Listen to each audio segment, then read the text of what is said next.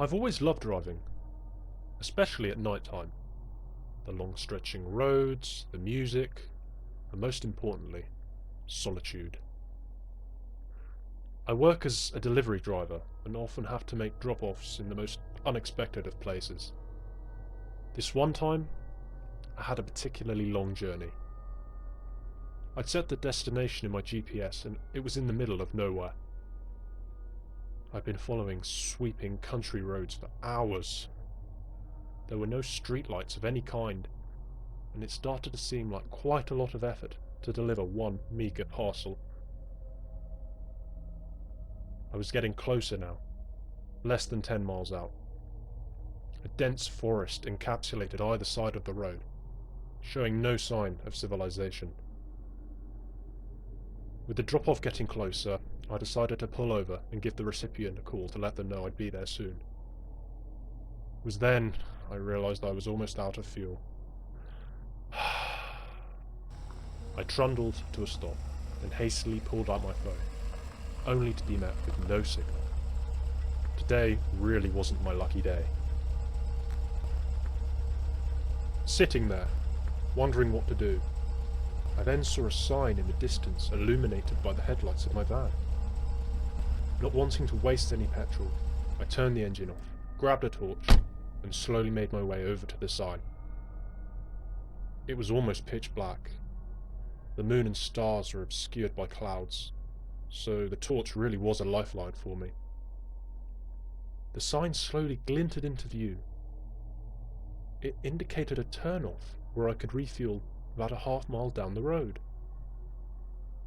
Feeling some level of relief, I turned back towards the van, when I heard a twig snap to my right. I spun the torch round to the trees. "Hello? Show yourself," I shouted. I stood there for another 30 seconds before turning back to my van. An uneasy feeling was growing. No more strange sounds called my attention. After a few wheezy coughs, my engine fired back into life, and I sped off towards the petrol station.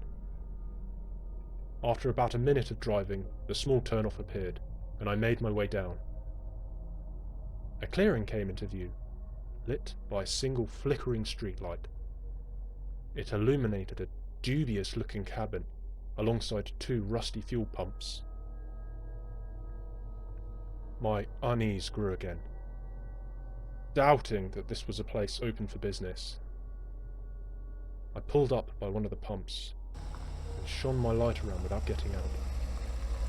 There seemed to be no life inside the cabin. Although refueling would be unlikely here, I was desperate for it, so I had to try. Before getting out, I took a pocket knife I kept in the glove box. Just a precaution. This place was miles from anywhere. Getting out cautiously, I approached the pump and pulled off the nozzle, and placed it into the fuel tank of my van. I pulled the trigger, and was surprised to see that there was fuel here after all. The old-fashioned mechanical counter whirred into life on the pump, and I stood there, watching the price increase. A click emanated from the machine once I'd finished filling, and I put the nozzle back. I fumbled for my wallet, whilst slowly making my way over to the cabin, when I heard a loud rustle come from the tree line. Training my light on it, fear consumed me. I almost forgot I had my pocket knife, and rapidly flicked it open. Watching the forest intently, I heard another twig snap, although this one was much quieter than before. No longer focused on pain, I started slowly backing up to my van, when a person sauntered through the trees, too far away to see properly. I thought, wait, that's far too tall to be a person. It was hard to tell, but whatever it was well over 7 feet tall. Continually observing it, I saw it hunch down onto all fours, whilst it eyeballed the ground.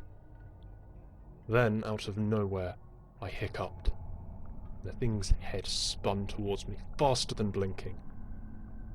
It made an inhuman sound so haunting that I dropped my flashlight in a panic. The light went out and forced me into darkness. With only the weak illumination of the flickering streetlight, I sprinted back in the general direction of the van. I slammed right into the side of it, dazing me for a couple of seconds. I then felt around for the handle and started pulling at it like a madman. The door opened easily, and I got in, not even wanting to imagine the horrors behind me. Immediately after I slammed the door shut, something pounded the glass, cracking it slightly. I locked the doors and jammed the key into the ignition. The engine fired into life. As I was releasing the handbrake, I heard the thing climb onto the roof and start hammering it with immense force. I flicked my headlights on and began to speed away, when an idea struck me. After building some speed, I slammed the brakes, sending the creature flying into the road ahead. That's when I got a proper look at it. It certainly wasn't human. It was tall and skinny, as I'd established before, but almost looked starved. I could see its ribs. Instead of hands, it had long, sweeping talons. They looked like they could rip through steel. Its pale, waxy face turned to look at me, letting out yet another scream, whilst opening its jaw unnaturally wide. That was enough for me. I sped past it and back onto the open road. I didn't bother with the delivery. My life certainly meant more to me than one tiny parcel.